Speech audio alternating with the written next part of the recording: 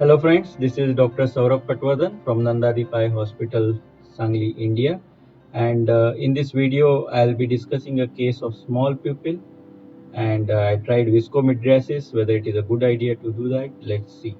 So this was on table, the pupil was not dilating. So I don't know whether it was not dilated or it's not dilating. So I do a small test. I reduce the illumination or switch off the illumination and see if pupil dilates. So if pupil is dilating well by switching off the illumination, it indicates that probably the patient has not instilled the drops properly, and it will dilate with intracameral adrenaline. But in this case, as you can see, even after switching off the illumination, there was hardly any dilatation of the pupil, indicating that it's a non-dilating pupil. I don't see any fibrosis, or it doesn't look like a rigid pupil to me, but still it is not dilating at all. After putting intracameral adrenaline, it dilated to approximately 3 millimeters, 2 to 3 millimeters, so which was not still enough for performing phacoemulsification. So of course now I started thinking about using a pupil expansion device in this case, and I was about to inject methyl cellulose, but then I thought, let me try viscomydriasis using a heavier viscoelastic agent like Hylucoat or Viscoat. So I'm pushing this Viscoat here, and as you can see, the iris started getting pushed back, and with this OVD, I could achieve quite significant dilatation of the pupil, which was quite enough. So this was viscomydriasis. Now in viscomydriasis, I have to see whether it is a rigid pupil or it is a atonic kind of pupil or floppy iris. So in completely rigid pupil, of course, the pupil will not dilate, but if it is a semi-rigid, it will dilate.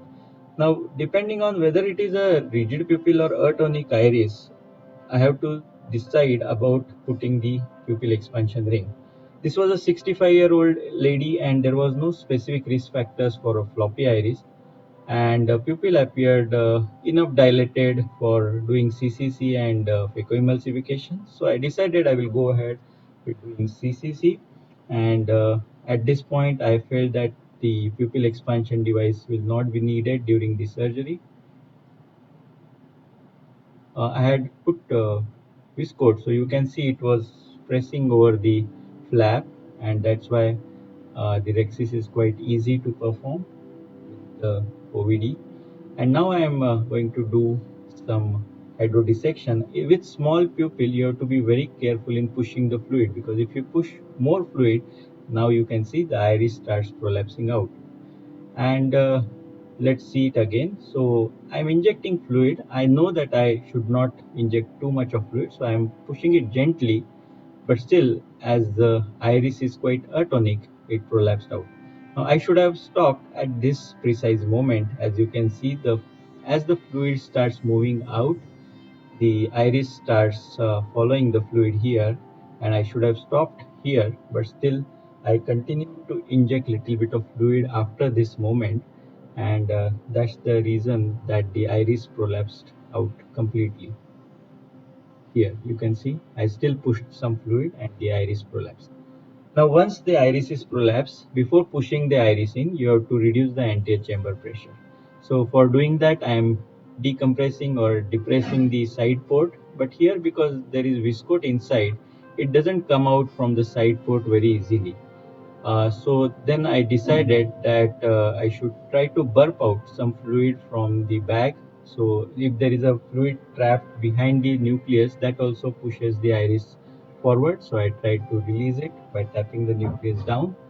And then I decided that I will use the main incision to first to let out some viscoelastic. So do not push viscoelastic at this point, just let out some viscoelastic, and once the antechamber is decompressed, you push some minimal amount of viscoat or Hylucoat over the iris. So do not go inside the chamber completely, just over the iris near the incision, push this viscoat or Hylucoat.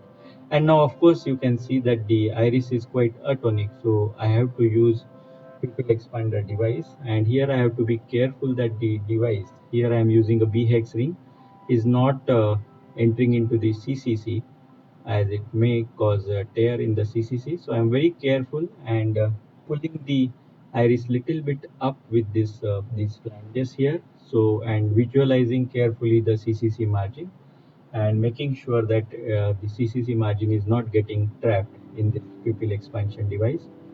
It's quite easy to insert this B-hex, and the pupil is now reasonably dilated, and also it is now pulled and kept at its position using because of the B-hex ring. So the phaco procedure is quite uneventful.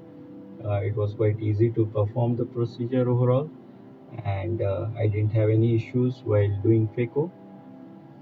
Nucleus management as well as cortex removal was all well done. So it was a good decision to put a pupil expander device in this case.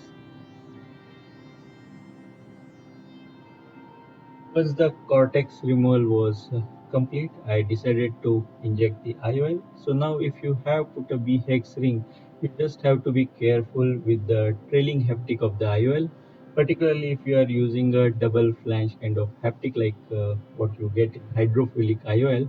But here I am using a hydrophobic IOL with single haptic, so usually it doesn't get stuck in the flanges, so it's easy to inject. And now I am just disinserting the V-hex from the iris and then pulling it out easily.